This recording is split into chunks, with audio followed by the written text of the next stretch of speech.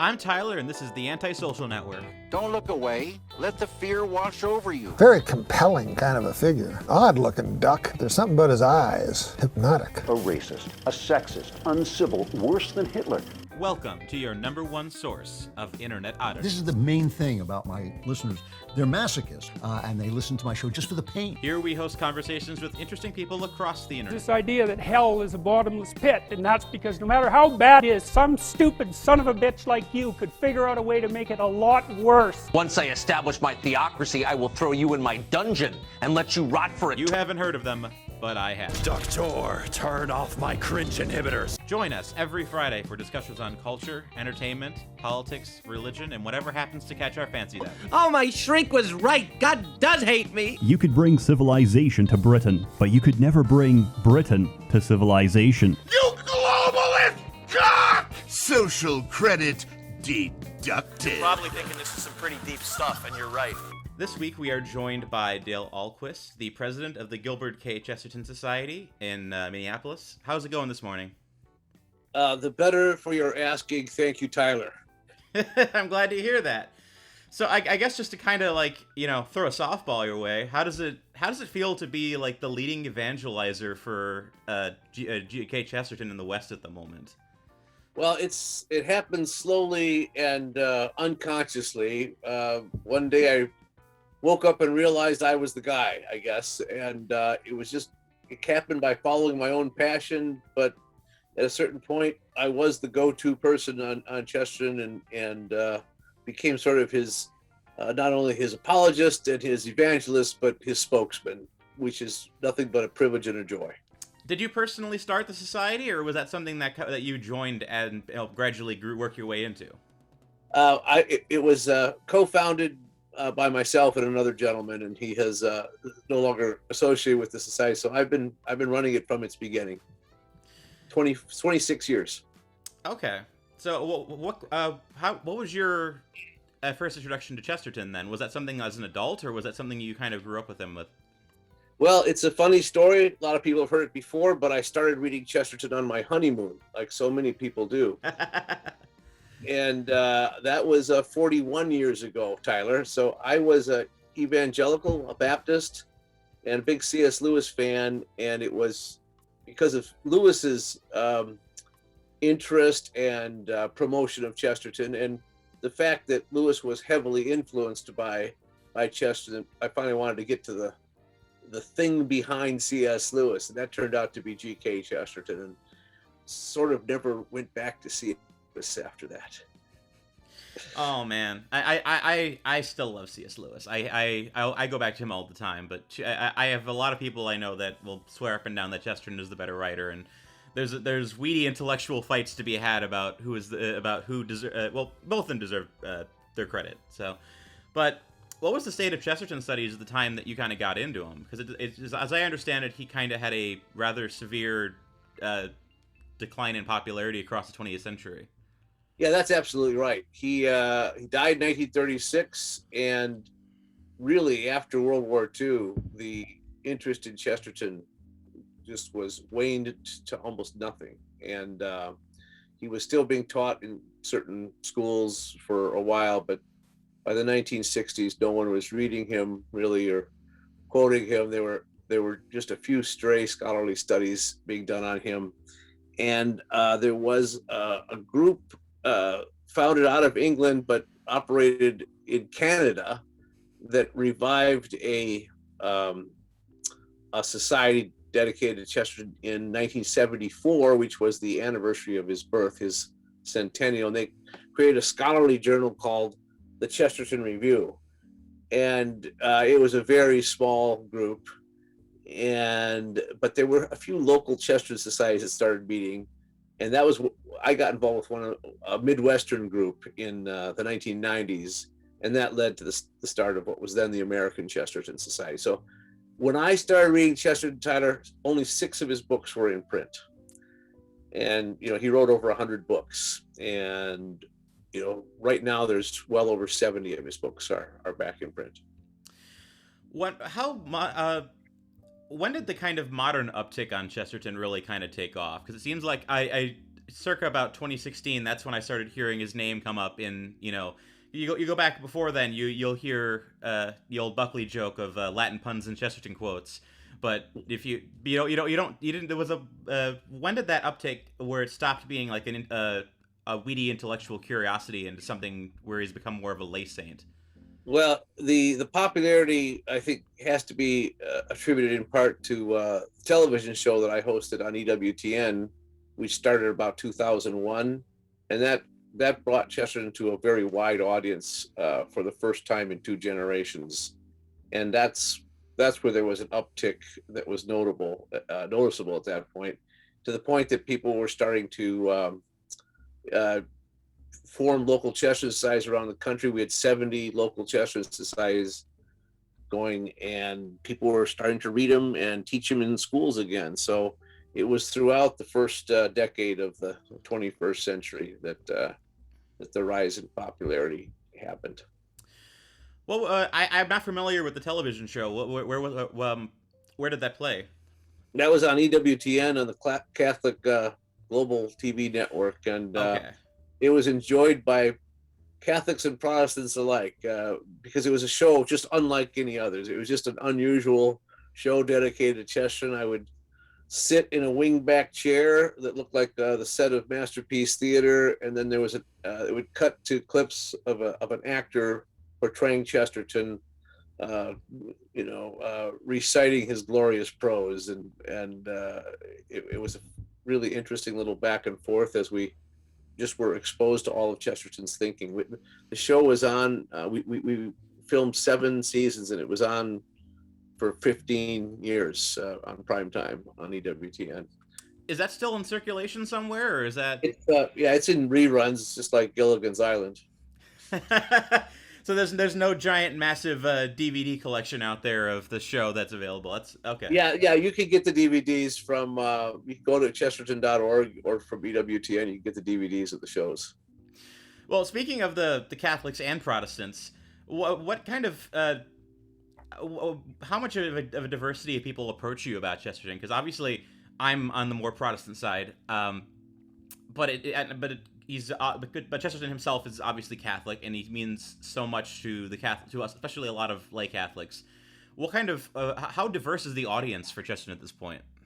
Well, it's hugely diverse, and I'm glad you asked that question, because I'm a Catholic convert, but the point is I started reading Chesterton when I was a Protestant. Okay, and he has a great appeal, especially to evangelicals and especially to C.S. Lewis fans, which they for the evangelical community, C.S. Lewis just has a huge appeal, and that's how so many people find their way to Chesterton. But he absolutely is a universal writer, and he's not only enjoyed by Catholics and non-Catholics, as it were, but also by Christians and non-Christians.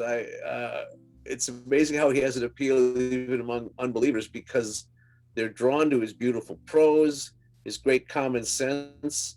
And he does write about social and political issues with a completely fresh approach that is very appealing to a much wider audience than anything you can get a handle on. Chesterton doesn't fit into any category, and neither does his audience. Yeah, I mean, that's one of the interesting things about his politics, is that he's simultaneously anti-capitalist. He's very populist in his orientation. It's hard to describe him in a way that makes him fit into any sort of modern paradigm, because he makes everyone a little bit on their toes. Like, if you want to give him to the conservatives, he's got all this great commentary on eugenics and progressivism, or at least early 20th century progressivism, but that's probably the same thing now.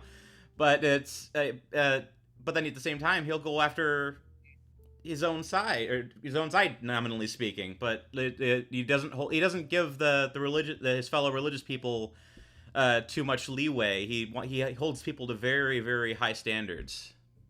Yeah, he distributes his blows to the left and to the right, but he's you could call him the radical center maybe, but the point is, he's a localist. He's against big government and big business, both of which take the control and autonomy out of the local person's hands.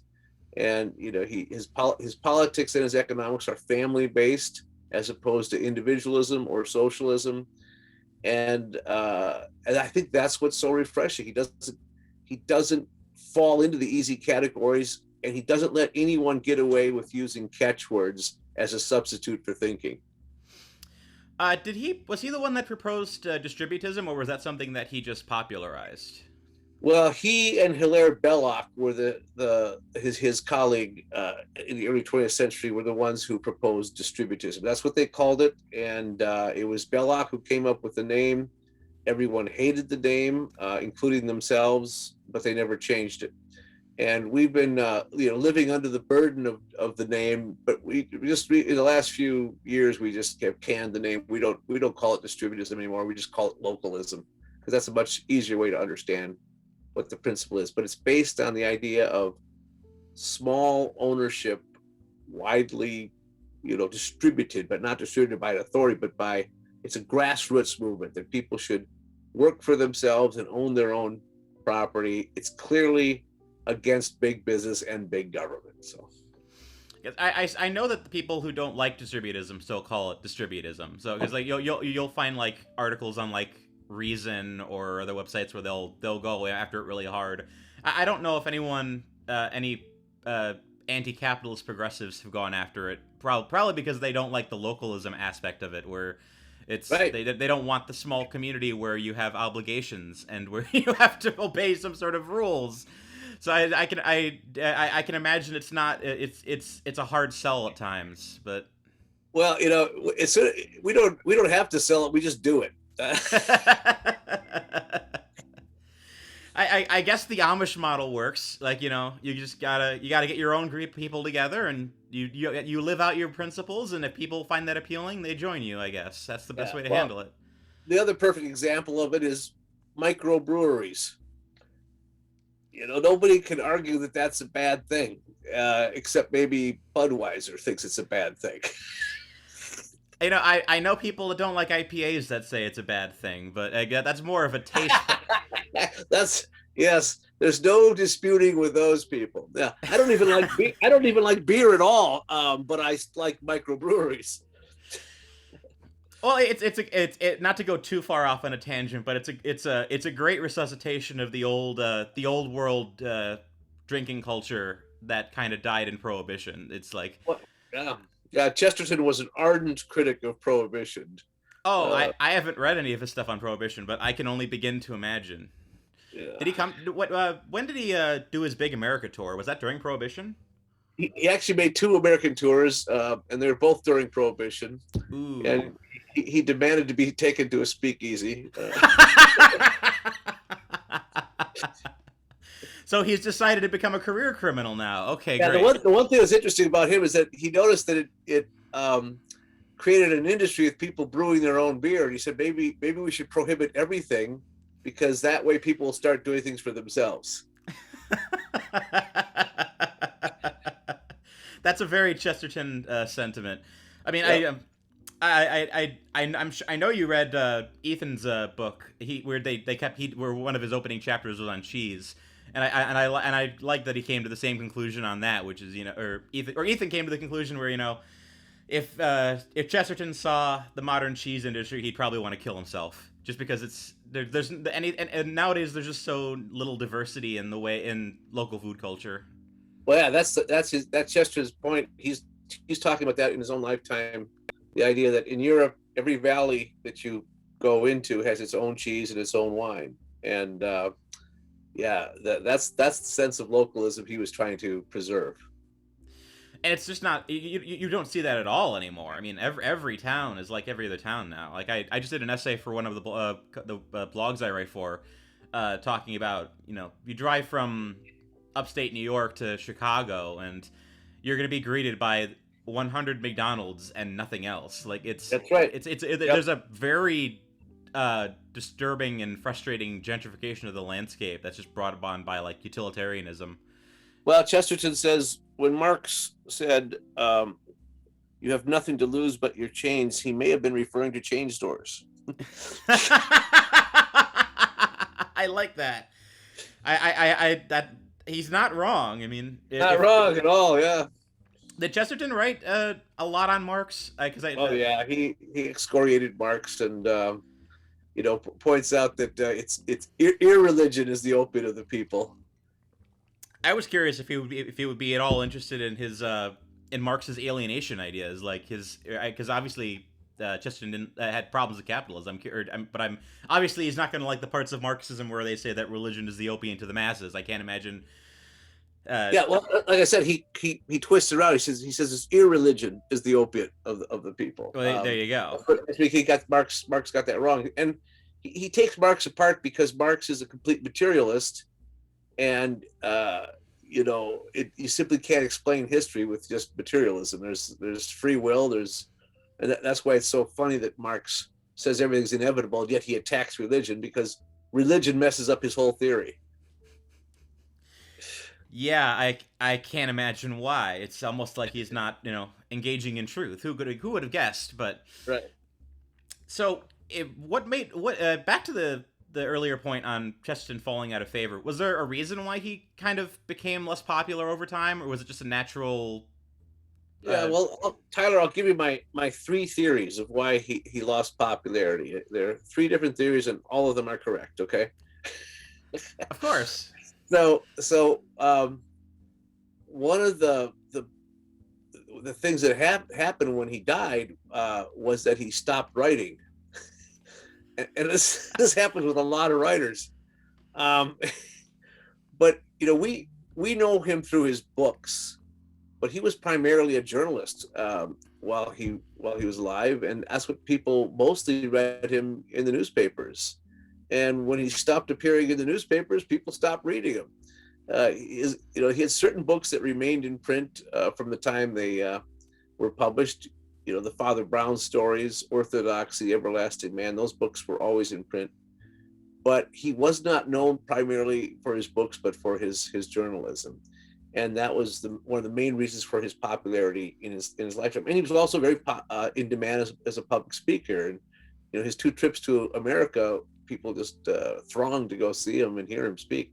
So that was one reason. The other thing is that he did always talk about God in everything he wrote, and that sort of writing and thinking fell out of favor. It's amazing he wrote for secular newspapers and yet always was defending Christianity and defending eternal truths and pointed to God, yet even if he's talking about some contemporary issue. That sort of writing is simply not acceptable anymore, especially in the secular press. But he not only there's also this other thing we have to absolutely acknowledge. At the middle of the 20th century, a great darkness descended on the earth with World War II and the Holocaust, and the aftermath of that was very dark philosophies, because people were comforting themselves with theories of meaninglessness because they couldn't work out what had just happened. That's where you have the rise of existentialism and really screwball theories. It's funny. Nietzsche caused World War II, and yet he became the popular philosopher in the classroom after World War II. Those ideas are completely antithetical to Chesterton's joy and his finding true meaning in everything, and so they weren't listening to the other side of the story. They were only comforting themselves by licking their wounds, and no one was getting the counter argument to anything that was being proposed in the second half of the 20th century. What was his claim to fame as a journalist then? What did he write primarily?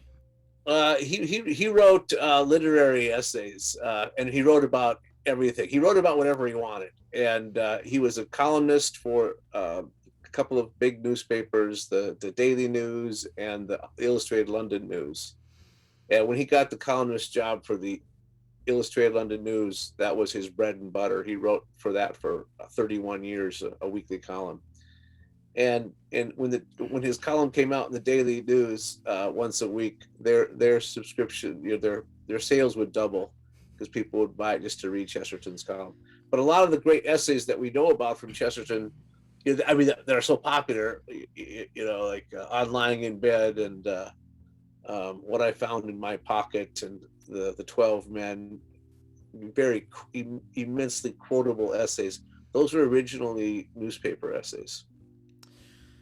Yeah, well, can you speak to his popularity more a little then? Like, what would have been what was he to his time? Yeah, sure. So he was absolutely a counterforce to his time already, because he's such a fresh voice, full of paradox, could twist all the common understandings of things around, and people just found that refreshing. He didn't write like anybody else, but he had such great wit, and he was the toast of literary London, during his great rise in the first decade of the 20th century. But then he started defending Christianity and said, well, this is Chesterton just being paradoxical again. And it turns out he was defending it because he actually believed it. And yet he was the voice of the common man. The common man just loved Chesterton. And the intellectual elites kind of started turning up their noses at him at that point. But he always had a popular following. That kind of makes sense with the arc of his career, because at least in terms of how people have received him, because by the end it seems like, well, not that he was irrelevant, but obviously, like you said, when he stops producing papers because of death, that definitely does knock the steam out of you a little bit. Yeah, I think it's interesting now. We're starting to see a more intellectual embrace of Chesterton as PhD theses are being written about him, and master's thesis. So he's getting his intellectual due now, but he was just considered one of the great writers of his time. He's always listed among the leading literary lights of his time, and he had a devotion all around the world. He was popular everywhere. He was translated into, 1,000.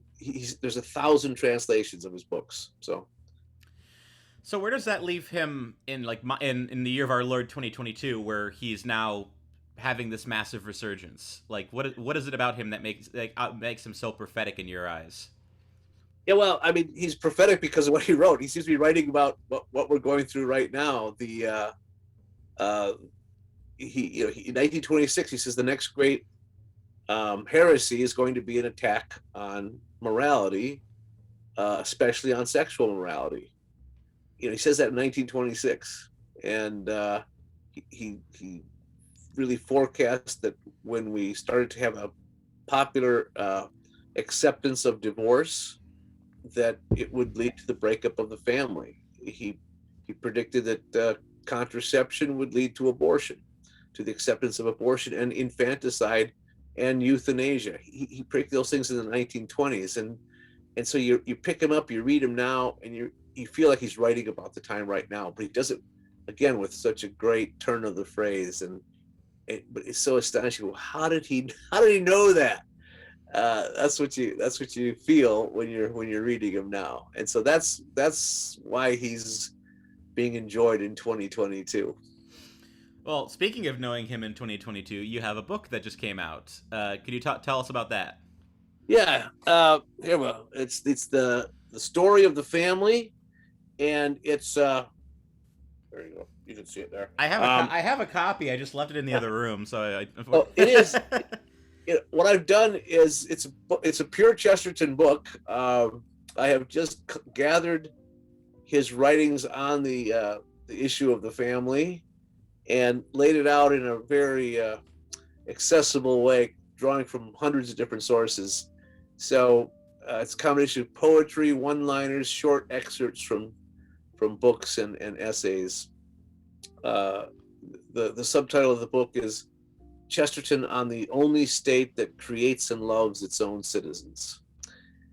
And we contrast, the family against the world, but then we talk about marriage, about babies, and then the two most important chapters in the book, I think, are the home, parenting versus public education, and this is where Chesterton's at his most prophetic. He realizes that the damage done by putting the government in control of educating our children when they are unable to teach the most important truths. So they end up teaching things that are not only incomplete, but just false and antithetical to the truth. And Chesterton calls that, from over 100 years ago, he says, the problem in the school today is that a child is exposed to an educational philosophy that is younger than he is. That's just outstanding. And that's the problem. We are experimenting on our children. We're trying new things that haven't been proved, haven't been demonstrated, but it's the latest idea. And it's got the government behind it, so there's no fighting it. The local school board used to represent the local population. It was composed of parents, and now they're the ones holding parents accountable rather than the parents holding the school accountable. It's gotten completely backwards, and so get into the distributive/localist solutions. Chesterton suggests you take education back into your own hands, and that's what we've done with the Chesterton Academy. Is just we starting our own schools now, and as a counterman to the influence of public education. And then the last chapter is on the same thing that we've been talking about earlier, is the home versus the workplace, or home versus work, and the idea that not only was it devastating to the family when the mother left the home and started working outside the home, but really when the father left the home and started working outside the home, and he was working for someone else rather than working for himself and working for his family. And when parents become wage slaves for someone else, the family suffers. But even when they become so career oriented, the family suffers. If the workplace becomes more important than the home, that's bad for our society. How hard is it to pull together all the rights for something like that? Because I remember at last year's Chesterton conference, you talked a little bit about how there's still outstanding rights to a number of his writings that haven't lapsed to the public domain quite yet. Yeah, the copyright is really, really quirky on Chesterton. Most of the stuff is public domain, but not all of it. And yet the people who control the copyright are basically inaccessible. So the publisher, Ignatius Press, worked it out. Okay. So. That certainly helps. Was there copyrighted material in there, or was it mostly just public domain? No, there's some of his later writings would be still under copyright. They're in there, but is it true that a lot of that's going to lapse soon, or is it going to? Yeah, it's all coming to an end very soon. Yep. Okay, because we are about the century point. I don't know what the state of copyright law is in the UK, but it's funny. It has nothing to do with the UK copyright laws. It has to do with the US copyright laws. But because of trade agreements, the UK recognizes the US copyright laws. So ironically, Chesterton's 100% public domain in England, but not in the US. Now go figure. Yeah. I've heard that trade laws mess up in copyright law across international lines, which is why apparently Tolkien was as public domain for about a decade in the 1970s in the United States. So, yeah, it's if I told you that our copyright laws are very Mickey Mouse, that would be a literal problem we have, because for some reason there's a certain rat whose copyright constantly gets renewed. Some way, somehow. Yeah, I can't begin to imagine why. Yeah, money. Yeah, I can't either. Money is funny like that. So, at the time of recording, and likely the time that this will go up, we are just shy of a month out from the next Chesterton conference. Can you kind of describe what that is for someone who's listening to this but doesn't know what that is and who might possibly be interested in a weekend trip to Milwaukee? Yes, so we'll be in Milwaukee on July 28th, 29th, and 30th. You can get all the information about our conference at chesterton.org. And that's also where you can buy these Chesterton books rather than buying them from a river in South America. And that's a very specific indictment, but... Yeah. Well, if if you want localism, you have to practice it, and if you want to prostitute yourself, then you have to do that then too. All right.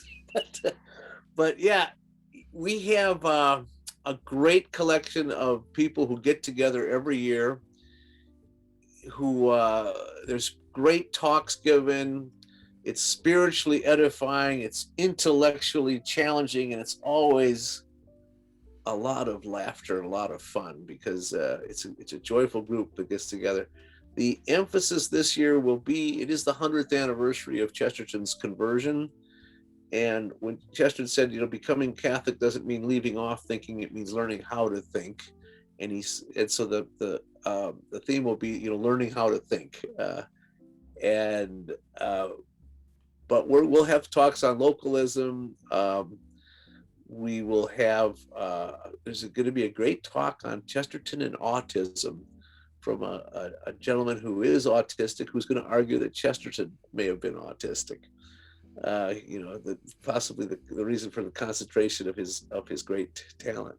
And then there'll be some panel discussions, and then an interesting talk scheduled on Chesterton and Christopher Columbus, a guy who also used to be a lot more popular.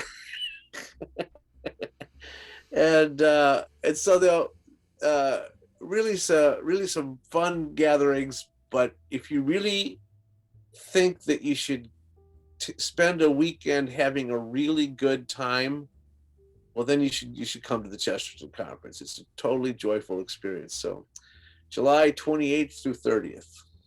Well, I can attest to that, because last year, by some miracle, I happened to live 20 minutes from the Chesterton meeting. Just in the spirit of localism, I felt like I had to attend, and because you really got to step out and support your local Sheridan.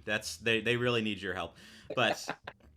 Yeah, I mean, it was a very good conference, and I had no idea what to expect, and I was very happy that I didn't have to drive very far or rent a hotel to go there. So, but it's a very good conference, and anyone who can go should. Unfortunately, I'm a little more landlocked now that I moved 500 miles down to Nashville, so it's gonna be a little harder swimming my way up there, but I'm sure. Well, get a group of people together. Go with some friends up there. Get some people from your local Chesterton Society or from the new Chesterton Academy. Get them going together up there. Well, if I'm destitute and I have no work to do next month, then yeah, I will absolutely find a way to come up there. But if I have to do any amount of adult work and that requires me to not take off time from work, then I'm screwed. But and I'll do what I can. It would be nice to go. Good. Well, I certainly hope to see you in the flesh there, Tyler. That would be great. But yeah, thank you so much. Everyone, if you want to learn more, there's plenty of resources online. He's got a whole website that's with every public domain Chesterton writing available to read, and read his new book. Go buy his new book. Thank you so much. God bless. God bless. Have a good day. The AntiSocial Network is a Groupthink Productions and cultural review podcast. Editing, hosting, and producing are by Tyler Hummel. Art by Crystal Cowley. And original music is composed by Guap Squad Gang and Melissa Lafira. Like, subscribe, and leave a comment below and tell us anyone you think would be a good guest for the show. Thank you for listening.